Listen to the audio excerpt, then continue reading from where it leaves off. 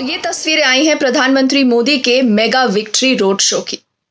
कल ही नतीजे आए हैं जिसमें भाजपा ने 5 में से 4 राज्यों में थंपिंग मेजॉरिटी हासिल करी है। और इस तरह की बम्पर जीत के बाद अगर रोड शो हो तो उसमें कौन सी बड़ी बात है। लेकिन असली खबर क्या है? What is the news that you don't get? कि ये रोड शो ना ही उत्तर प्रदेश में हुआ है, ना ही उत्तराखंड में, ना मणिपुर में, ना गोवा में। ये रोड शो प्रधानमंत्री मोदी ने आज किया है गुजरात में। तो आप भी ये सोच रहे होंगे कि ऐसा क्यों? अगर बीजेपी चाहती, प्रधानमंत्री मोदी चाहते, तो ये रोड शो बनारस में हो सकता था, लखनऊ में हो सकता था, या और ऐसे किसी राज्य में हो सकता था जहां पर भाजपा ने जीत हासिल करी है। तो गुजरात ही क्यों नतीजे के कुछ ही घंटों बाद प्रधानमंत्री नजर आते हैं गुजरात में? देखिए, अब ये एक ओपन सीक्रेट है दैट गुजरात में साल के अंत में चुनाव होने वाले, और इस रोड शो से प्रधानमंत्री मोदी कई निशाने साधने की कोशिश में है। अब इससे पहले कि हम इस पूरी चर्चा को आगे ले जाएं, मैं आपको याद दिलाना चाहती हूं कि 2017 में क्या हुआ था। अब गुजरात एक ऐसा स्टेट है that has been with the BJP forever. 1995 से Gujarat has always been with the BJP, और पहली बार 2017 में यह हुआ कि भाजपा ट्रिपल फिगर्स का डिजिट क्रॉस नहीं कर पाई। It wasn't able to touch the 100 mark. और तब भाजपा को इस पूरी असेंबली में जो इलेक्शंस हुए थे 2017 के दिसंबर में, वहां पर 99 सीट्स आए। मुझे अभी भी याद है, उस समय मैं भी गुजरात में थी इस पूरे इलेक्शन की कवरेज के दौरान, और हमने ये भी देखा कि किस तरह कांटे का मुकाबला हो गया था। और ये कांटे का मुकाबला कभी आगे, कभी पीछे, कभी कांग्रेस आगे, कभी बीजेपी आगे, ये लगातार कुछ घंटों तक चलता रहा। और तब भाजपा ने राहत की सांस ली जब उन्होंने 99 का आंकड़ा छू लिया, और कांग्रेस को तब 2017 में 77 यानी 77 सीटें आई। अब उसके बाद 2017 से लेकर 22 तक गुजरात में क्या क्या हुआ है। प्रधानमंत्री मोदी जब से गुजरात से दिल्ली आए हैं, देखिए वहां पर कोई भी इस तरह का बड़ा चेहरा या बड़ा फेस या बड़ा नेता कल्टिवेट नहीं हो पाया है। अभी भी गुजरात का ओवर डिपेंडेंस और कंप्लीट रिलायंस है प्राइम मिनिस्टर मोदी पर ही। गुजरात में आज भी प्रधानमंत्री मोदी के चेहरे पर, उनके नाम पर, उनके काम पर ही वोट पड़ता है। और इसीलिए प्रधानमंत्री जब गुजरात आज पहुंच जाते हैं और एक ऐसे इलेक्शन की कैंपेन की शुरुआत कर रहे हैं जो 9 महीने दूर है, इससे क्या समझ आता है? क्या भाजपा गुजरात में एक चैलेंज देख रही है? क्या एक टक्कर देख रही है? और कौन देगा ये टक्कर? हमने कांग्रेस की बात करी। 2017 में कांग्रेस ने यहां पर भाजपा को ठीक ठाक टक्कर दे दी, उसको 100 से नीचे रोक पाई। अब यह अलग बात है कि उस इलेक्शन के बाद भी कांग्रेस, जिस तरह कहते हैं ना, अपना हाउस इन ऑर्डर नहीं कर पाई। बहुत सारे जो कांग्रेस के एमएलएस थे, पहले उन्होंने पार्टी छोड़कर आम आदमी पार्टी ज्वाइन करी। अब उनमें से बहुत लोग छोड़ के भाजपा भी आ चुके हैं। कांग्रेस के अपने इंचार्ज, वहां पे अपने लोकल लीडरशिप, कौन इस समय इंचार्ज है, इसको लेकर बहुत कंफ्यूजन है। हालांकि राहुल गांधी अभी कुछ ही दिन पहले गुजरात में भी नजर आए थे, लेकिन कांग्रेस का अपना स्ट्रक्चर, अपना ढांचा भी इस समय गुजरात में कुछ बहुत ज्यादा मजबूत नहीं है। दूसरा इंपॉर्टेंट फैक्टर है आम आदमी पार्टी। आम आदमी पार्टी ने अभी ही पंजाब में एक ऐतिहासिक जीत दर्ज की है। It's a historic victory, and the Aam Aadmi Party is making no bones about the fact that they are now headed to Gujarat. And Gujarat में इससे पहले भी आम आदमी पार्टी नजर आई है, उसने चुनाव लड़े हैं। स्पेशली अगर हम स्थानीय निकाय चुनाव की बात करें जो पिछले साल ही हुए थे, यहां पर सूरत के जो नगर निगम चुनाव थे, यहां पर आम आदमी पार्टी ने उन चुनाव में 27 सीटें हासिल करी, 27। और अब वहां पर आम आदमी पार्टी एक मुख्य विपक्षी पार्टी है। It is the main opposition party. Congress को उस समय उस चुनाव में 0 सीटें आई, यानी वो अपना खाता भी नहीं खोल पाई। तो यही आपको दिखाता है कि कांग्रेस की अपनी हालत किस तरह बद से बदतर हो रही है। लेकिन क्या आम आदमी पार्टी, उसकी ग्रोथ, उनका काम करने का तरीका, ये इस समय भाजपा को परेशान किए हुए हैं। क्या प्रधानमंत्री मोदी इसी चैलेंज को देख रहे हैं और यही वजह है कि चुनाव से 9 महीने पहले वो गुजरात में पहुंच गए एक पॉलिटिकल मैसेज के साथ। अब देखिए, वापस आते हैं कि कल क्या हुआ, इलेक्शन रिजल्ट्स में क्या हुआ। यहां पर आज हम एक ऐसे स्टेट की बात कर रहे हैं, यानी गुजरात की, जो पारंपरिक तौर पर भाजपा के साथ रहा है। जिस तरह मैंने आपको बताया, 1995 से ये स्टेट भाजपा के साथ रहा है। प्रधानमंत्री मोदी ही वहां से लगातार चीफ मिनिस्टर बनते रहे और जब वो दिल्ली यहाँ पर आए तो हमने देखा कि वहां पर जो उनका अपना लीडरशिप है उसको लेकर लगातार डिस्कंटेंट हुआ। कोई भी नेता इतना बड़ा या उनके स्टेचर तक नहीं पहुंच पाया। और आपको याद होगा, जब ये पूरे स्थानीय निकाय चुनाव हुए थे गुजरात में, उसके बाद ही बीजेपी ने फीडबैक मिलने के बाद वहां पर अपना पूरा कैबिनेट बदल दिया, अपने मुख्यमंत्री बदल दिए। तो देखिए, डिसकंटेंट तो है, एंटी इनकम्बेंसी है, लेकिन भाजपा के पास इस समय जो चैलेंज है, और यही चैलेंज उनके पास उत्तर प्रदेश में भी था, यही चैलेंज उनके पास उत्तराखंड में भी था, कि किस तरह आप एंटी इनकम्बेंसी को प्रो इनकम्बेंसी में बदल दो।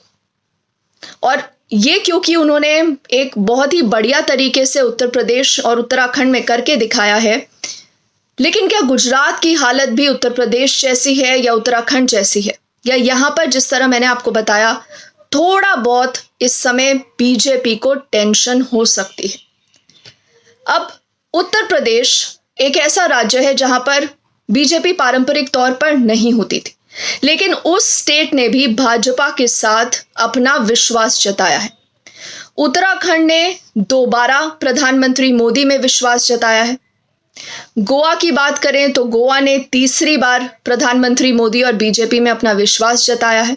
और ऐसे में जब प्रधानमंत्री मोदी आज गुजरात में है, वो 2 दिन के लिए गुजरात में है, और आज जब उन्होंने पूरा ये रोड शो किया, एक पॉलिटिकल मैसेज ये देने की कोशिश है कि हम तो आपके साथ ही हैं, आपका विश्वास तो हम पर ही है और आपको हमें ही जिताना है। तो सीधा सीधा उनका गुजरात के इलेक्टोरेट से ये पूरा संवाद है। ये पॉलिटिकल मैसेज गुजरात के इलेक्टोरेट के लिए ही है कि हम हमेशा आपके साथ रहे हैं, आप हमेशा हमारे साथ रहे हैं, और यही वजह है कि आपको आगे भी हमारे साथ ही रहना है। और देखिए, जब हम पॉलिटिकल मैसेजिंग की बात करते हैं तो आपको याद होगा, जब काशी विश्वनाथ कॉरिडोर का पूरा उद्घाटन हुआ था, वहां पर मुख्यमंत्री योगी आदित्यनाथ भी थे। अब देखिए, वो तो उत्तर प्रदेश के मुख्यमंत्री हैं, लेकिन आपको याद होगा वहां पर भाजपा के बाकी तमाम चीफ मिनिस्टर्स भी मौजूद थे, उनकी बैठक वहीं पर हुई थी। अब ऑपोजिशन लगातार ये कहता रहता है कि प्रधानमंत्री एक प्रचार मंत्री है। अब चाहे ऑपोजिशन कुछ भी कहे, लेकिन हार्ड फैक्ट ये है कि इस समय देश का पॉलिटिक्स और देश में पॉलिटिक्स करने का तरीका एकदम से बदल गया है। It has completely changed. अब वो ओल्ड स्कूल वाला पॉलिटिक्स नहीं है जहां पर लोग पीछे भागेंगे नेता के कि हमसे आपको, मतलब हमारी मदद करिए, हमारा ये काम करिए। अब सिस्टम उल्टा हो गया है। अब देखिए, डिजिटल एज है, यहाँ पर मोबाइल पर सब कुछ नजर आ जाता है, सोशल मीडिया पे सारी खबरें आ जाती हैं, और जनता ना ही सिर्फ जागरूक है, वो बहुत एस्पिरेशनल है। वो अपनी राइट्स, अपने हक के बारे में जानती है, और वो सीधा सीधा अपने इलेक्टेड रिप्रेजेंटेटिव से अब ये पूछती है कि आप बताइए आपने हमारे लिए क्या किया। और ऐसे में अगर कोई नेता 24/7 नजर आता है, वो लोगों के मुद्दों पर बात करता है, तो लोग ये मानने लग जाते हैं और लोग उस नेता में एक विश्वास रख देते हैं कि ये नेता हमारी मदद करेगा, ये पार्टी हमारी मदद करेगी, क्योंकि ये एक न्यू इंडिया है। और इसी तरह का पॉलिटिक्स हमने देखा है कि लगातार BJP specially under prime minister Modi practice करती रही है।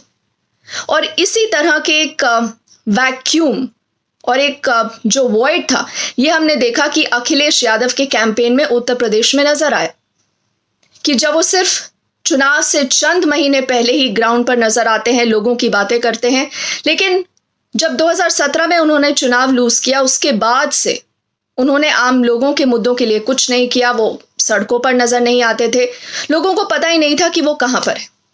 तो भाजपा एक डिफरेंट सेट ऑफ पॉलिटिक्स में बिलीव करती है, वो उसे प्रैक्टिस करती है और उस पॉलिटिक्स के नतीजे भी भाजपा को बार बार नजर आते रहे हैं।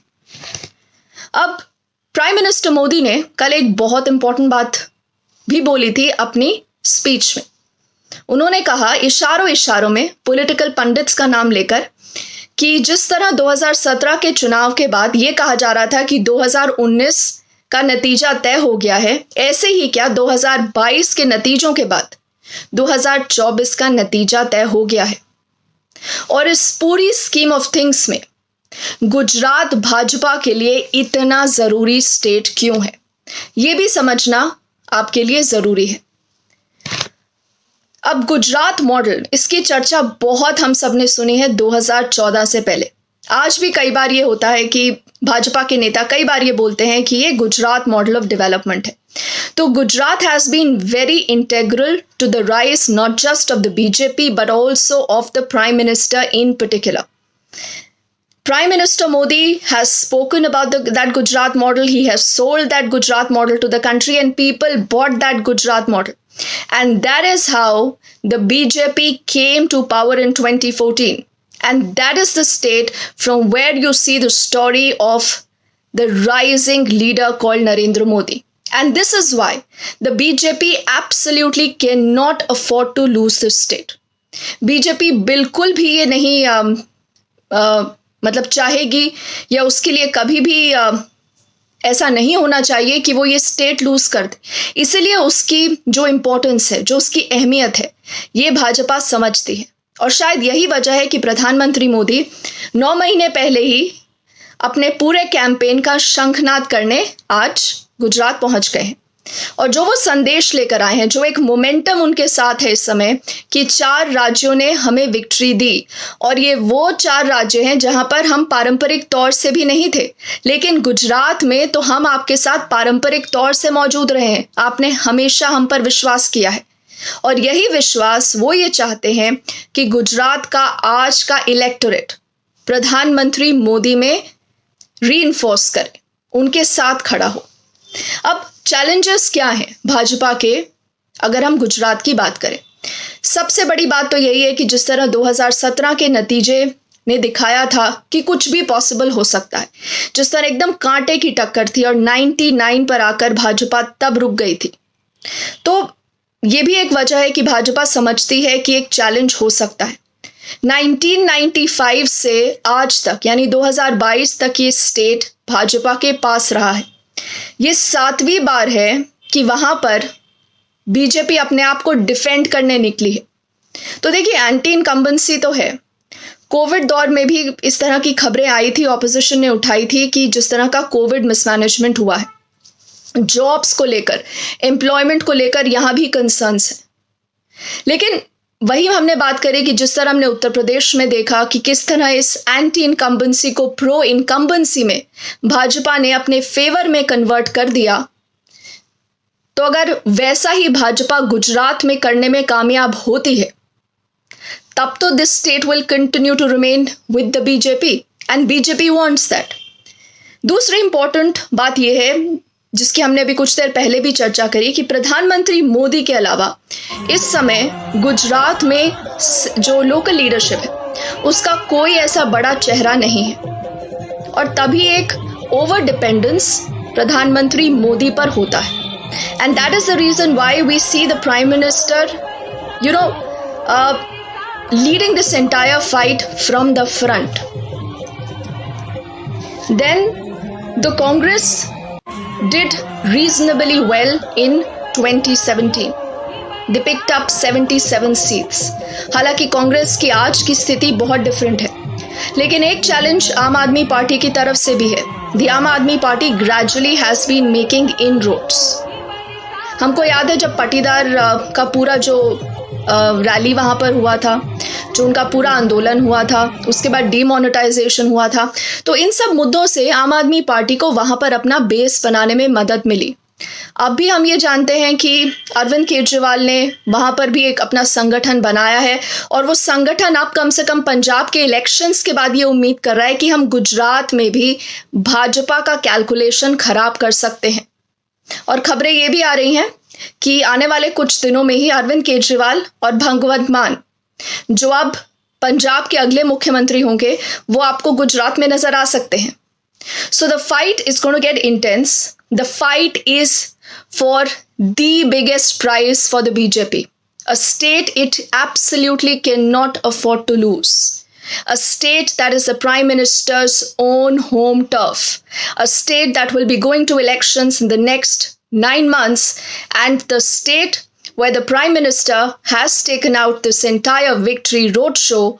And a state where he's trying to tell the voters to stay with the BJP, and he believes कि उनका ये जो पूरा मोमेंटम आया है अभी इन 4 राज्यों के नतीजों से, वो उनके साथ गुजरात में भी कायम रहेगा।